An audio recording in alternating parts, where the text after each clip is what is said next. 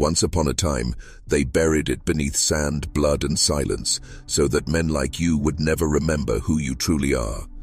That's not a metaphor, that's a blueprint. A war has been waged against your memory, not your opinions, not your politics, but your ancient inheritance. You were never meant to ask why civilization seemed to spark out of nowhere in Sumer, or why myth and record blur so perfectly when we try to trace our origins. Because if you follow the trail deep enough, you'll find something that burns everything they taught you to the ground. The lie begins with a name: Sumer. The cradle of civilization, they call it. But have you ever wondered why the world's first cities emerged fully formed? Laws, writing, astronomy, agriculture, mathematics, with no traceable evolution, as if someone flipped a switch, as if someone gave them the knowledge. And here's the part they don't want you to hear. The Sumerians said exactly that. They didn't claim to invent civilization. They said they were given it by powerful beings from the sky. Gods, aliens, fallen angels, call them what you want. The Sumerians called them the Anunnaki, and every empire since has tried to erase what that really means. Because if it's true, if humanity was shaped, not by chance or evolution, but by an older, higher force, then every power structure on Earth becomes illegitimate. And men like you become dangerous. You see, history as they teach it is anesthesia, a story designed to tame you. But beneath that story lies a current, buried, yes, but not dead, waiting for the right kind of mind to awaken. And if you're still watching this, your mind is already waking up. They'll call this conspiracy, they'll call it mythology, but the blood in your bones remembers. And by the end of this descent, you will too. Not everyone should hear what comes next, but if you feel it, the pull behind your eyes, the chill running down your spine, then understand this. Something ancient is stirring in you, something they tried to kill.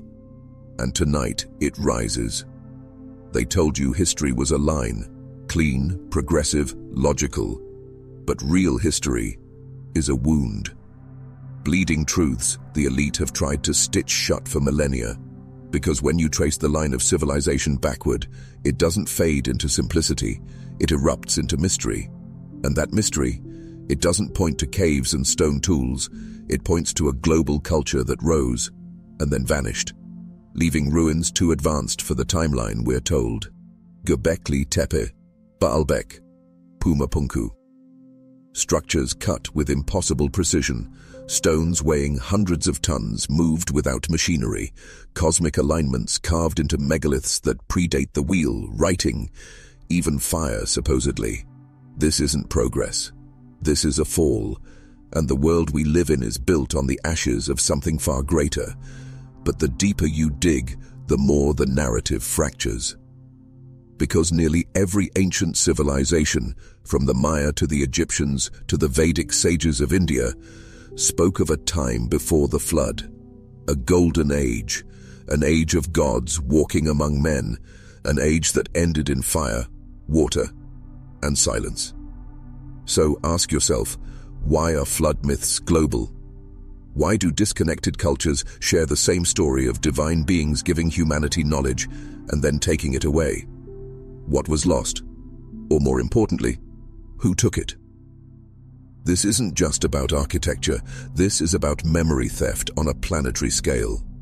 It's about control. Because if you can erase a man's origin, you erase his power. If you can convince him he crawled out of darkness rather than fell from light, he'll never know what he's capable of. He'll serve.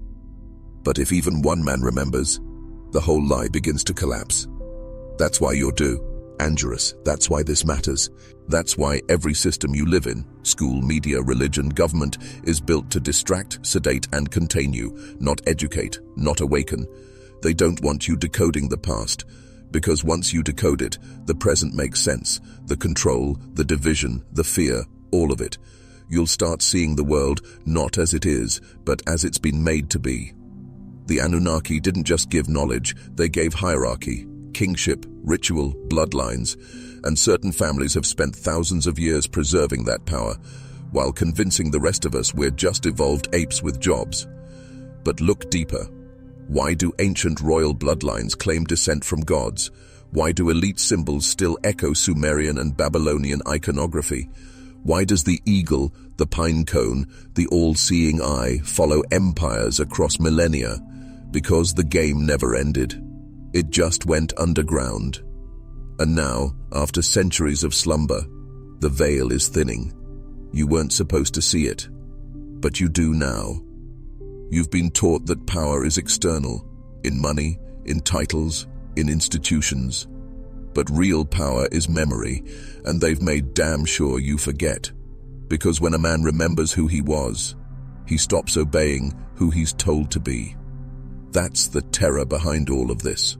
Not rebellion, not violence, but remembrance. The ancient world wasn't built on ignorance. It was built on initiatory knowledge, layers of truth reserved for those who earned it.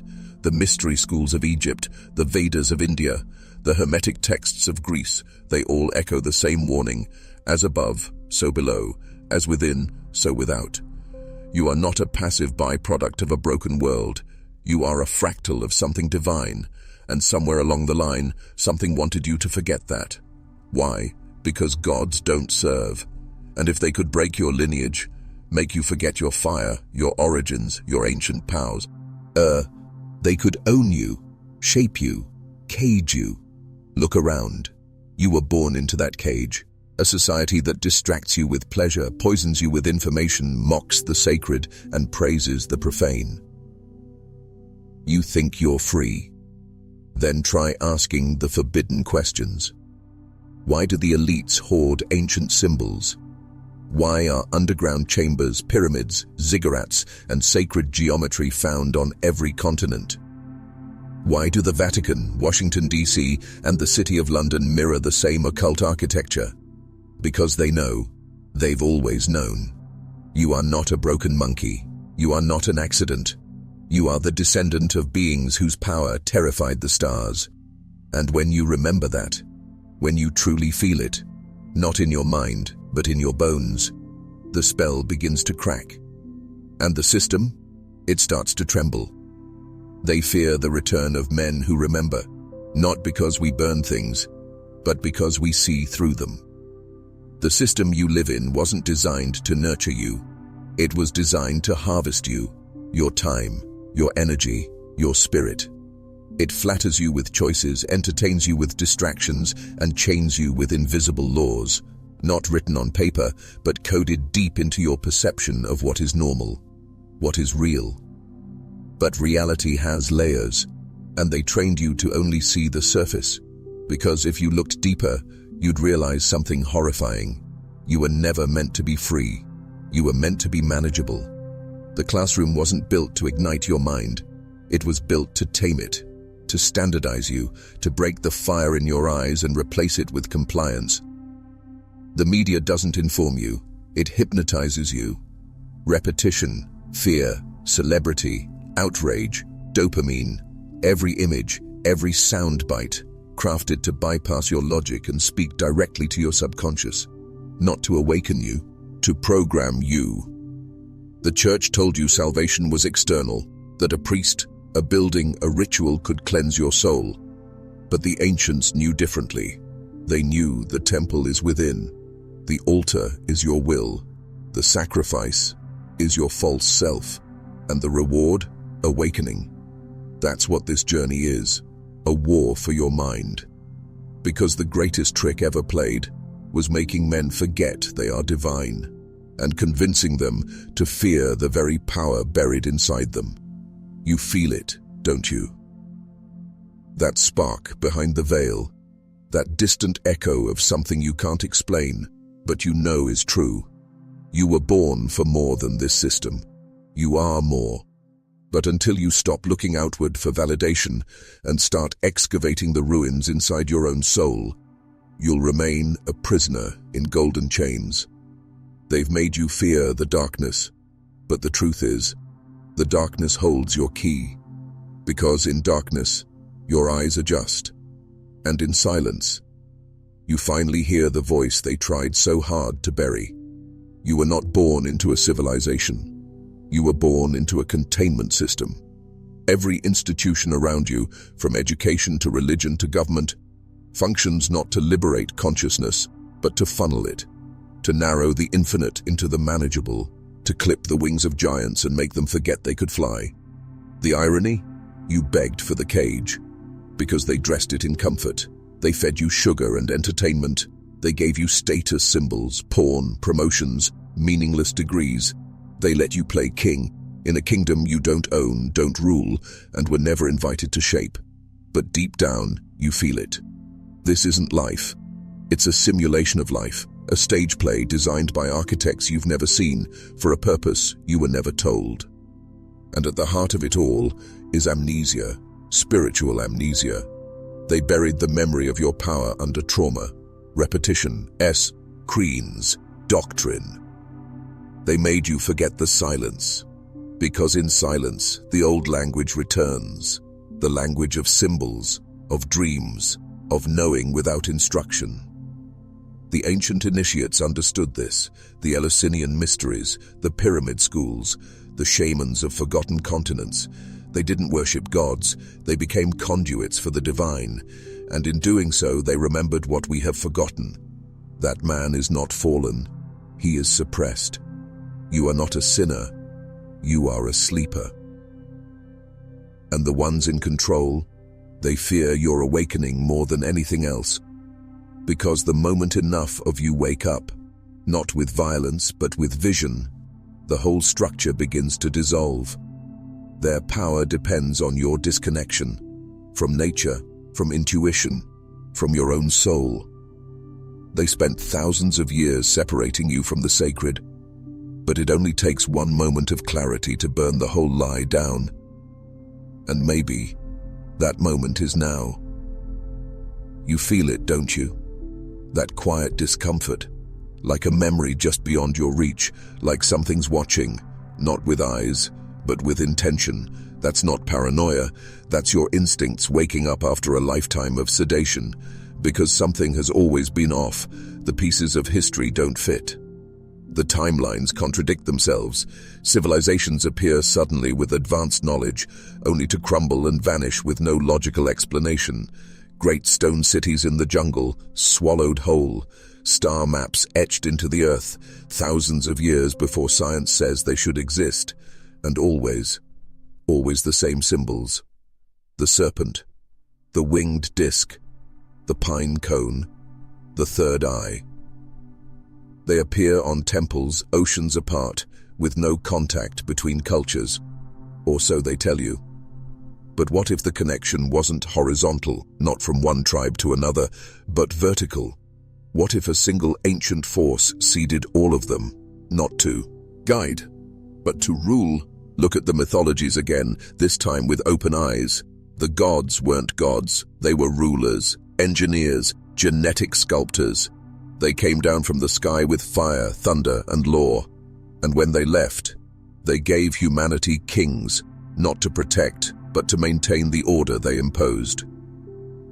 Divine right of kings. That phrase wasn't poetic, it was literal.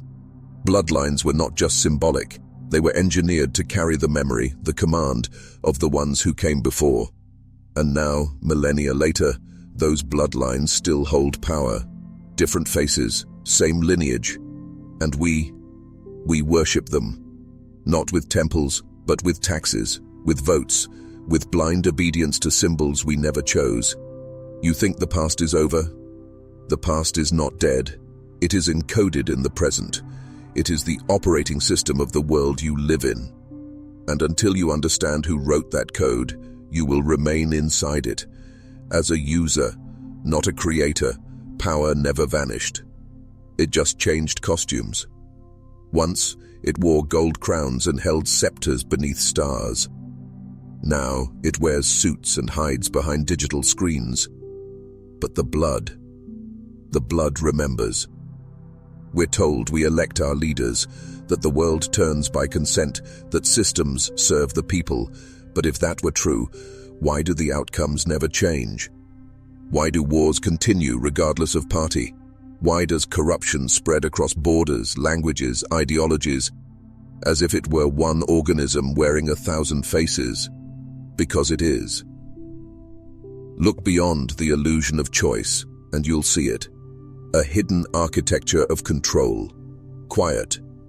Interlocked. Ancient. Royal families. Secret societies. Central banks. Intelligence agencies. All connected by something older than nation, religion, or flag. Blood. And behind that blood, a purpose. Not chaos. Not greed. Order. The same kind of order the Anunnaki imposed when they gave kingship to men, the same pyramid structure or top-down command that appears in every society from Babylon to Silicon Valley. Why? Because it works. Because if you can centralize control, you don't need chains, you just need belief. They don't need to police you if you police yourself. They don't need to silence you if you silence each other. Divide the people, flood them with noise, strip the sacred from the everyday, and most importantly, erase the memory of who they were before the programming began. You were not meant to be a servant in this machine. You were meant to inherit the stars, but they made you forget. And the ones who remember, they are the ones the system fears most. Not rebels, not anarchists, but rememberers. Men who carry fragments of ancient fire, who feel in their bones that something holy was stolen and spend their lives pulling at the veil to bring it back. If you're still watching, you are one of them. And now, the choice comes. Do you close this video and return to the program, or do you keep going? Let's stop pretending this is just history. This is initiation. You didn't find this video by accident. Something in you brought you here. Not curiosity, not boredom, but hunger. A hunger for what you've never been shown, never been allowed to remember. That hunger is sacred. It is the voice they've tried to drown out since you were a child. Every time you were told to stop asking questions. Every time you were told that's just a myth. Every time you felt something ancient staring through your dreams, and no one believed you. That wasn't your imagination. That was memory breaking through. And now it's time to look directly at what they've spent thousands of years hiding. The flood. Every ancient culture speaks of it. A deluge that wiped away an age of gods and giants. Atlantis, Sumer, Lemuria, Mu, lost continents drowned in punishment, fire, or divine judgment. But what if it wasn't a natural disaster? What if it was a reset? A deliberate act, not of destruction, but of erasure? What if something or someone wanted to wipe the slate clean? Not just cities, but memory, to start again, to sever humanity from its divine inheritance and rewrite us into obedient, disconnected survivors who forgot the fire they once carried in their blood. The Sumerians said the Anunnaki did not disappear. They retreated. They watched. They allowed the kingship to continue, but only through select bloodlines. They encoded their control in myth, in ritual, in architecture, and then handed humanity a false history, a synthetic origin story. And it worked. We forgot. We worshipped their shadows, and we called it civilization. But deep within you, under the layers of noise, doubt, and programming, something still burns. A knowing, a truth so raw it terrifies you.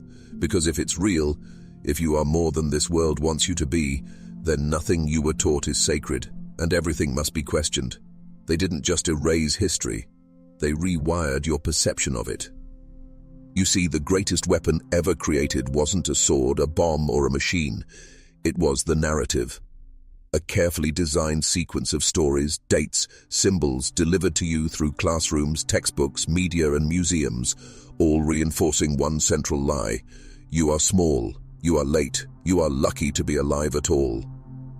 But what if that's the inversion? What if you're not small, but vast? Not late, but ancient. Not lucky, but deliberately chosen. The lie is in the framing.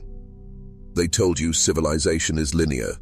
that we climbed from caves to computers by sheer will and coincidence. But the deeper you look, the more you see cycles, advanced ages rising, collapsing, and rising again, and each time a reset, not just in infrastructure, but in belief, in identity. The ancients remembered. That's why they built in stone. That's why they aligned their temple with the stars, to leave behind markers for the next ones, for you. But the keepers of this world, they did something far more insidious.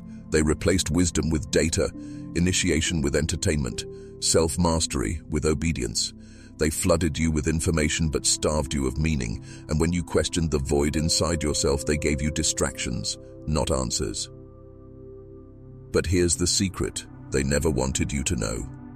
The system can only survive if you forget who you are. The moment you begin to remember, truly remember, it all begins to fracture. Because a man who knows he comes from the stars cannot be ruled by paper crowns. And now I want you to do something. To mark this moment. To shift your identity. To signal to the algorithm and to your own subconscious that you are no longer asleep. Go to the comments and type, "The blood remembers." Type it twice, not for me, for you, to lock it in. Because from this point on, there is no going back. You've crossed the threshold now. This isn't entertainment anymore.